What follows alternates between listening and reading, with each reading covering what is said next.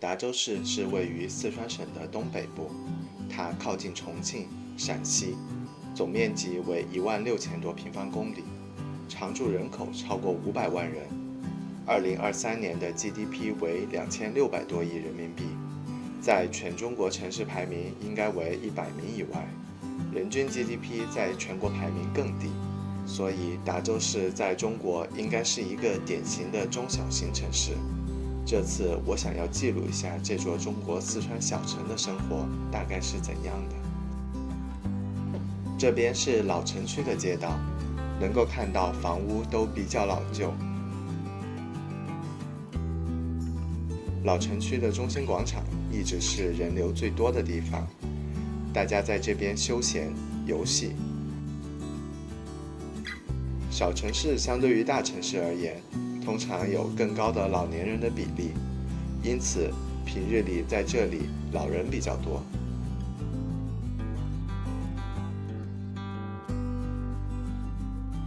中心广场的剧院也是举办各种演艺活动的地方。老城区的街道总体来说都比较窄，所以经常会有交通堵塞，特别是在节假日和早晚高峰的时期。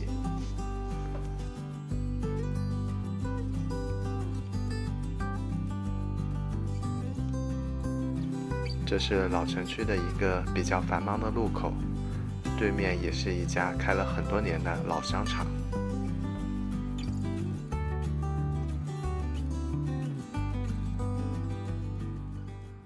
本地的居民一日三餐大多是自己在家做，所以买菜的需求很高。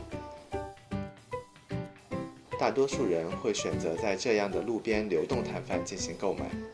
摊主的菜一般都是附近乡镇自家种的瓜果蔬菜，便宜且新鲜。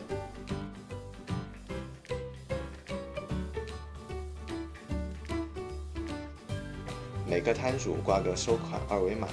付款也很方便。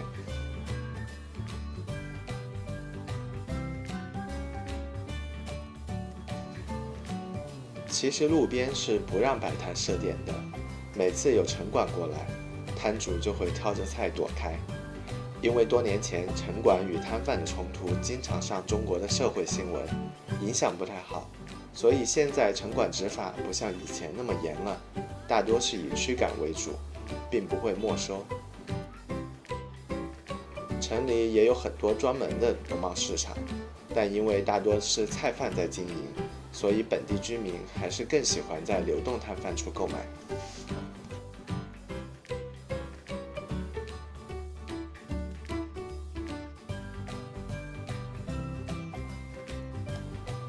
当然，本地的超市里商品也很多，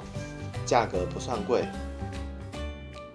购买水果、蔬菜、肉类也很方便，所以超市一般都很热闹。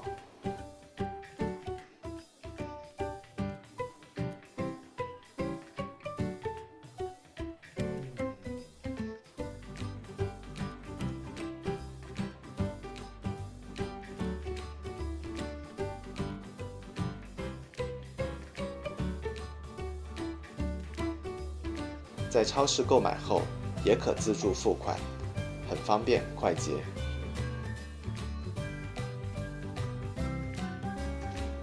虽然是小城市，也会有一些国际品牌的入驻，例如这间沃尔玛超市，开在达州的中心广场的黄金位置，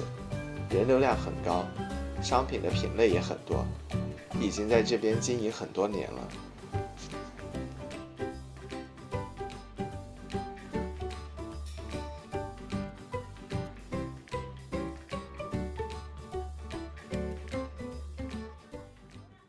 最近几年，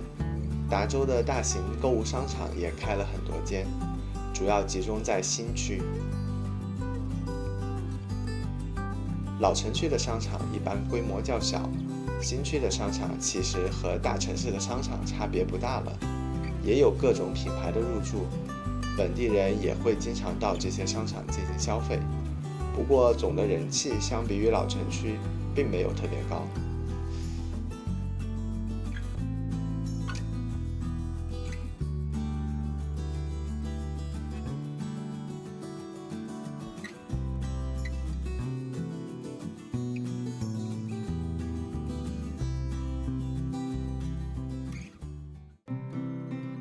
这是达州市的大型医院之一，各个医疗的科室很全，重病例如癌症也可以在这里进行治疗。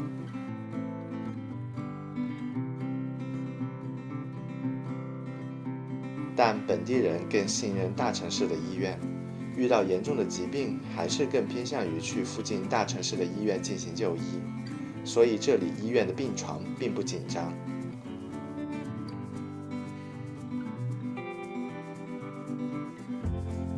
本地也有很多稍小型的医院，例如这家以产科为主的妇幼保健院。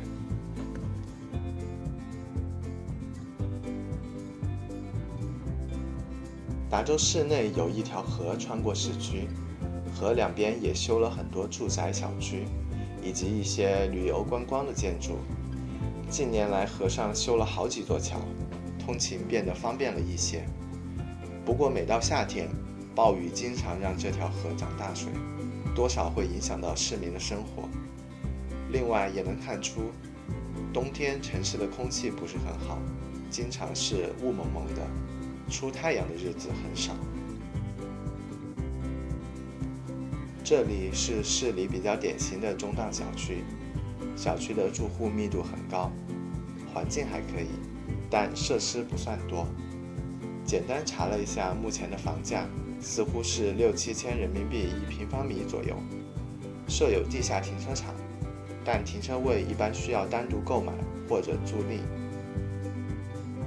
一个比较有中国特色的是，这种人口很多的大型小区一般都会有这种党群服务中心。市区内公立的小学、中学还是蛮多的，这就是一般小学和中学的环境，总体来说还不错。像普通的中国人一样，本地人对于小孩的教育也比较重视。达州市虽然是一个中小城市，也有一间自己的大学——四川文理学院。这间大学在中国并不属于重点大学，只是普通的本科，不过也是全国招生，会有外地的学生来这边读书。因为是本地唯一一间大学，所以当地的政府也很支持。能看到大学的环境其实还不错，校区修建在西外新区，占地面积也很大。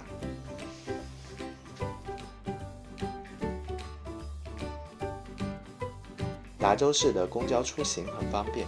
毕竟城市并不大，车次也很多，老人乘车都是免费的，所以每次乘坐公交车发现很多乘客都是老人，或者很多上下学的学生。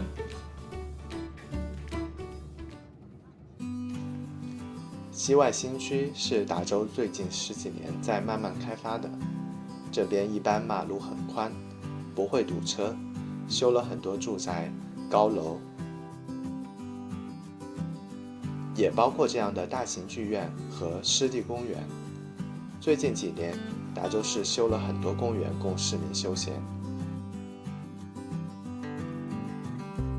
莲花湖湿地公园算是最大的一个，徒步走完全程可能需要4、5个小时，也修了比较有特色的建筑和水上装饰，很多市民喜欢来这边休闲。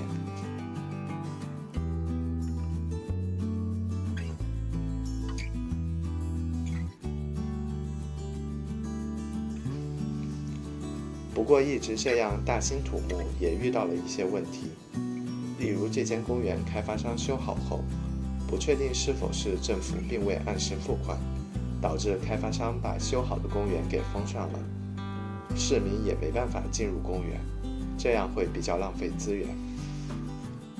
达州市在四川算是一个交通枢纽，所以火车站很大，客流量也特别多，火车一般是本地人外出的首选。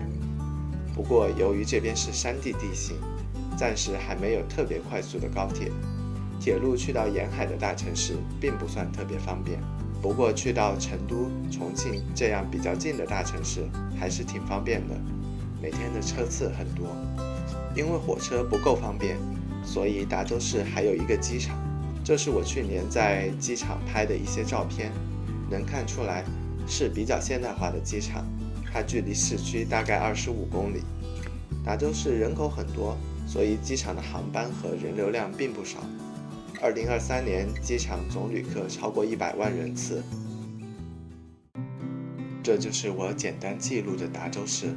中国的一个普通的中小型城市。相比于大城市，它还有很多的差距。这里简单的包括了人民生活的各个方面，希望让大家更加了解中国普通小城的生活。